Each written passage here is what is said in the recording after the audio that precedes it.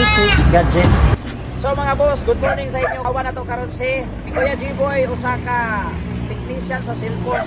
Ug naabot sa Facebook page iFix Gadget dinhi sa Lumbia. Highway ra ni siya gikan sa Lumbia duol ra sa City Jail. Basin kung makaagi mo dire, pwede ra ninyo makapitan dire kung doon na mo sakyanan o magmotor mo. Ato apo ni giyanihan kung doon na po tayo ipaayon sa iya.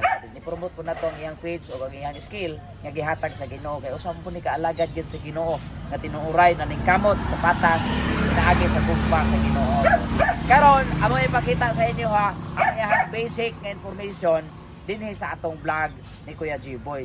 Visit lang mo guys kay naay kuan diri guys mga cellphone accessories. Kumpleto ta diri mga repair, LCD, charging port, charging board. Kumpleto ta diri guys sa iFix Gadget Lumbia. So visit lang mo diri sa unahan na gyud sa City Jail. Ay kita mo kuan guys, ako over. Mabasa ninyo ang cellphone number ni Kuya G-Boy dinhi mismo sa ato ang vlog. So thank you mga boss. Visit na dinhi sa iFix Gadget Lumbia.